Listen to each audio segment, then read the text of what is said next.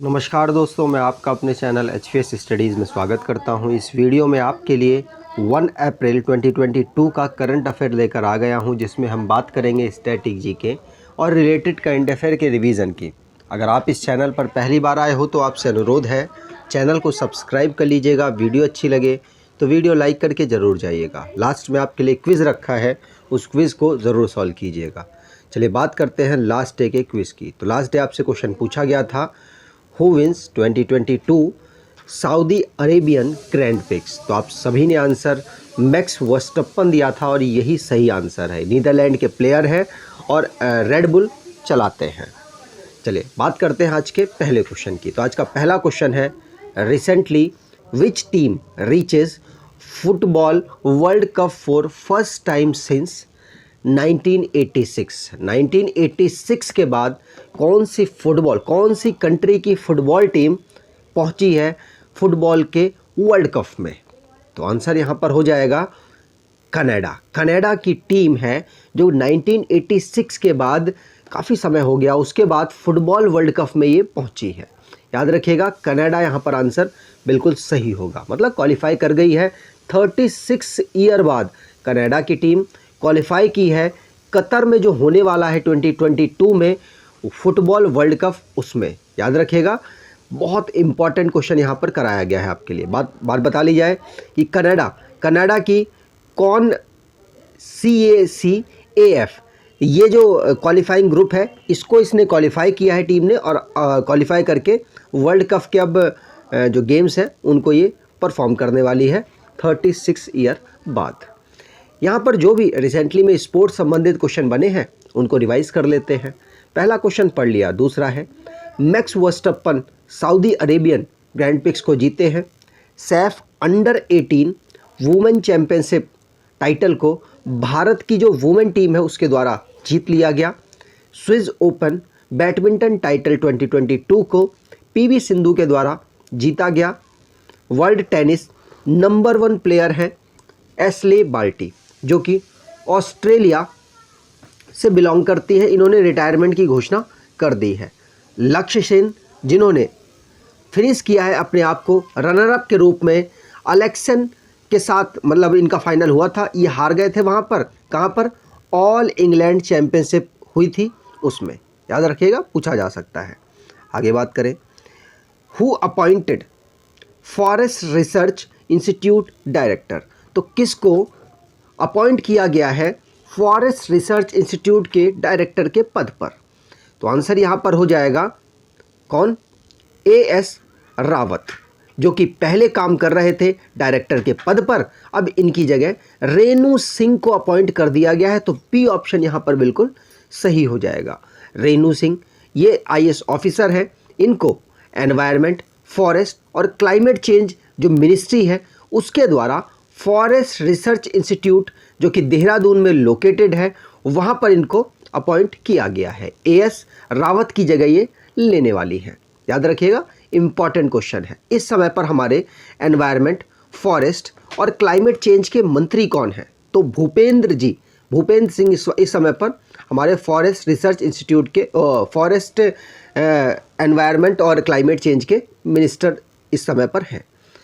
जो भी रिसेंटली में अपॉइंटमेंट हुए उनको रिवाइज कर लेते हैं। तो पहला क्वेश्चन पढ़ लिया। दूसरा, हेमंता बिश्वा शर्मा, जो कि प्रेसिडेंट के पद पर अपॉइंट किए गए दोबारा से badminton Asia association of India में।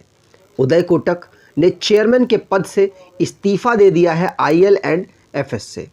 याद रखिएगा, शशि सिन्हा जी जो कि नई चेयरमैन बने हैं broadcast audience research council India के। लेफ्टिनेंट जनरल विनोद जी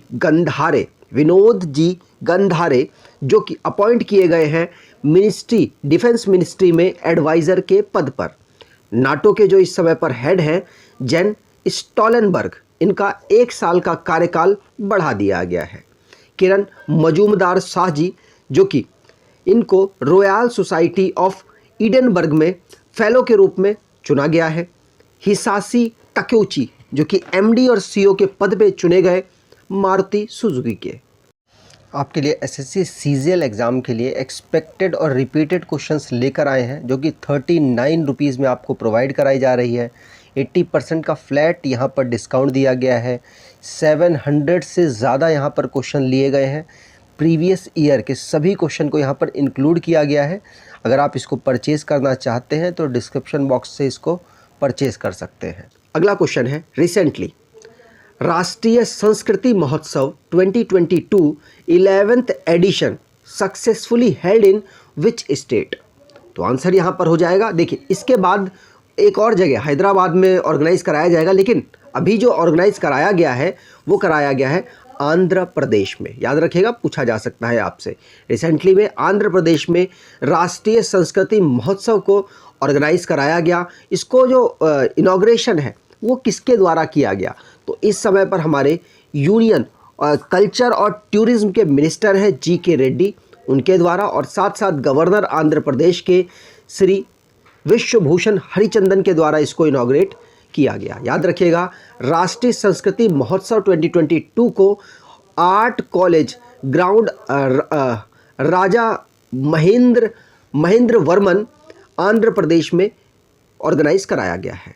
आज़ादी का जो अमृत महोत्सव है उसके उपलक्ष्य में आंध्र प्रदेश की बात हुई है। तो आंध्र प्रदेश को स्टेट का दर्जा 1956 में मिला था। इसकी कैपिटल अमरावती है और इसके 13 डिस्ट्रिक्ट हैं। गवर्नर विश्वभूषण हरिचंदन है, चीफ मिनिस्टर वाई.एस. जगनमोहन रेड्डी है, लेजिस्लेचर बाईकैमरल है जहां की असेंबली में 175 सीट्स, काउंसिल में 58 सीट्स आती हैं, राज्यसभा में 11 सीट्स, लोकसभा में 25 सीट्स होती हैं। नेशनल पार्क की बात की जाए तो Papikonda national park, Rajiv Gandhi national park, Shri Venkateswara national park यहाँ के नेशनल पार्क है। मैप पर देखें तो ये बाईकैमरल है आंध्र प्रदेश। बाईकैमरल भारत के टोटल 6 स्टेट्स हैं जो कि बाईकैमरल अपने यहाँ पर फॉलो कर रहे हैं, मतलब उनके पास असेंबली और काउंसिल दोनों है। कौन कौन से स्टेट हैं?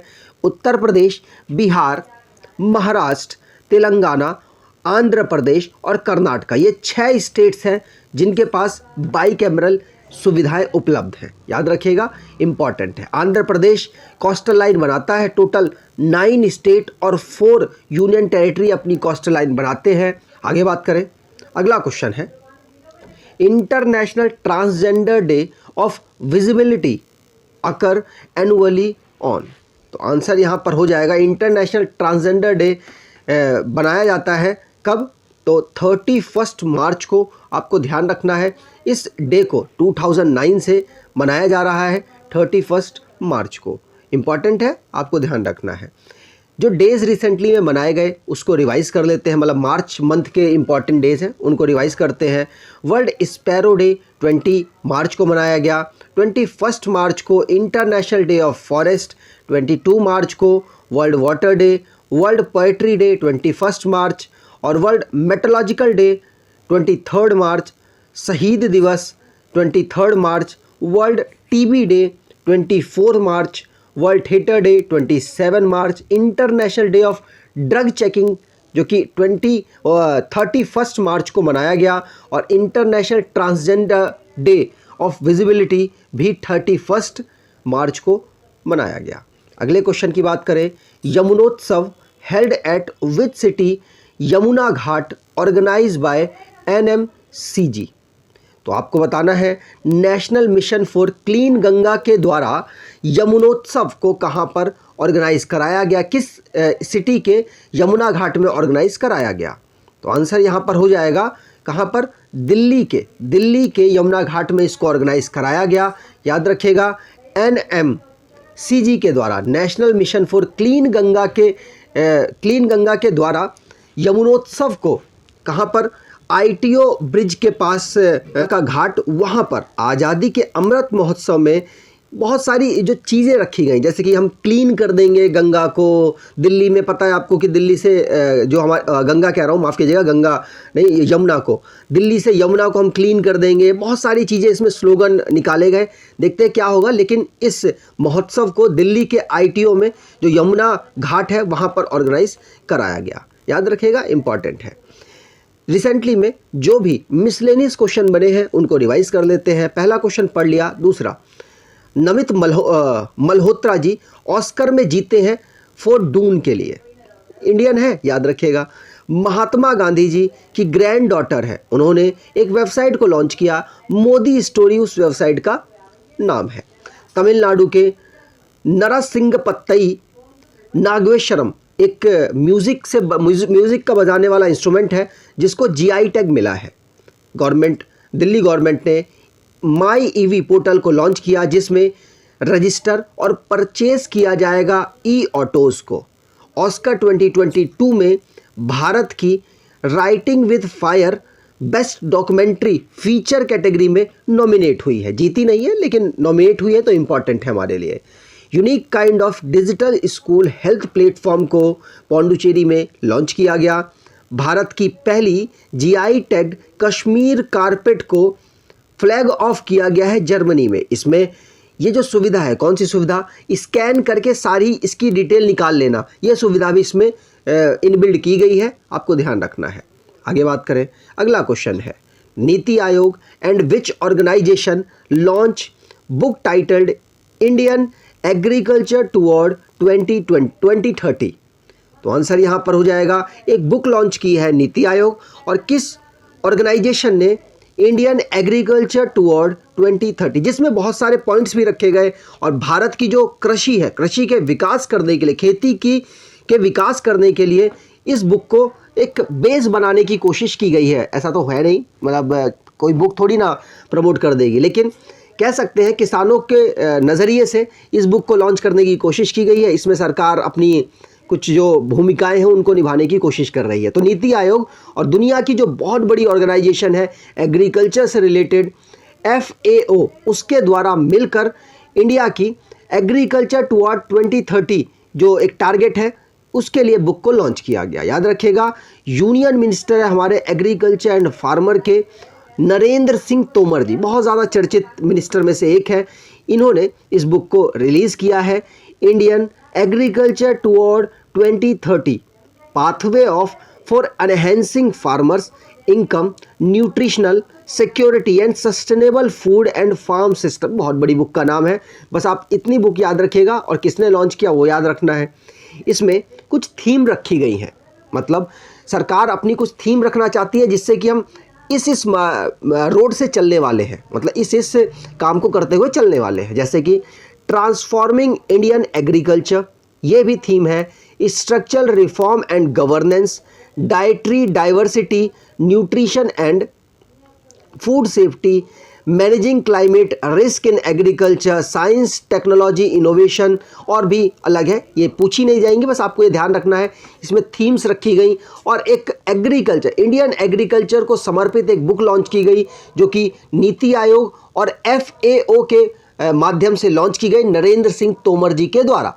फूड एंड एग्रीकल्चर ऑर्गेनाइजेशन, इसका हेडक्वार्टर कहाँ पर है, तो इटली रोम में है। 1945 में इसको डेवलप किया गया था, पूछा जा सकता है, आपको ध्यान रखना है। अगले क्वेश्चन की बात करें, विच क्रिकेटर टॉप इन डफ and फेल्प celebrity brand valuation report 2021। तो ब्रांड वैल्यूएशन रिपोर्ट डफ एंड फेल्प ने लॉन्च की है। इसमें भारत के एक क्रिकेटर टॉप कर गए हैं जिनका नाम है विराट कोहली।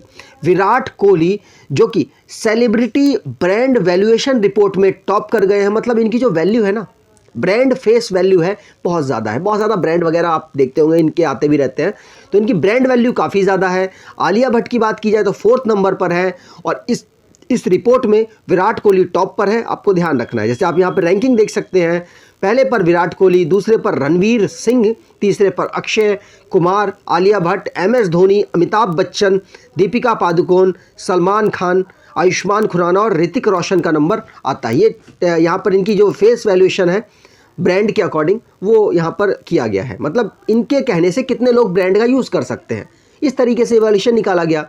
कितना पैसा लेते हैं ब्रांड को प्रमोट करने के लिए, तो जो इनकी फेस वैल्यू है उसके अकॉर्डिंग इस रिपोर्ट को जारी बनाया गया है। अगले क्वेश्चन की बात करें, India and WHO have agreed to establish a global traditional medicine centre in which city. तो आंसर, ये पहले क्वेश्चन आ चुका है लेकिन अभी रिसेंटली में दोनों लोगों ने साइन किया है, दोनों लोगों के बीच में साइन हुए हैं, इसलिए यहाँ पर ये क्वेश्चन दोबारा से बनाया गया। तो ये जामनगर गुजरात में एग्री हुई है दोनों, मतलब भारत सरकार और WHO, कि हम जो traditional global traditional medicine centre को यहाँ पर ओपन करने वाले हैं। WHO करेगा और भारत सरकार ने परमिशन दी है। जामनगर गुजरात में इसको ओपन किया जाएगा, याद रखिएगा, पूछा जा सकता है आपसे। बात की जाए WHO वर्ल्ड हेल्थ ऑर्गेनाइजेशन की, तो वर्ल्ड हेल्थ ऑर्गेनाइजेशन को फाउंड किया गया था 1948 में। इसका हेडक्वार्टर जिनेवा स्विट्जरलैंड में है। टेड्रस अधनम इसके इस समय पर DG हैं, जो कि इथोपिया से बिलोंग करते हैं। अगले क्वेश्चन की बात करें, red X appoints Indian born who's as new CEO। तो इंडिया से जो बिलोंग करते हैं, मतलब इंडिया में इनका जन्म हुआ है, किसको फेड एक्स के द्वारा अपॉइंट किया गया है CEO के पद पर। तो आंसर यहाँ पर हो जाएगा राज सुब्रमण्यम। राज सुब्रमण्यम को CEO के पद पर फेड एक्स के द्वारा अपॉइंट किया गया है, भारत से ये बिलोंग करते हैं। आज की क्विज की बात करें, who named next DG of international labour organisation. International labour organisation के अगले DG कौन बने हैं, आपको कमेंट बॉक्स में डिटेल में आंसर देना है। अगर आपको ये वीडियो अच्छी लगी है तो आपसे अनुरोध है, वीडियो को लाइक कर दीजिएगा, चैनल को सब्सक्राइब कर लीजिएगा और एटलीस्ट अपने कुछ दोस्तों तक वीडियो को शेयर ज़रूर कीजिएगा। धन्यवाद।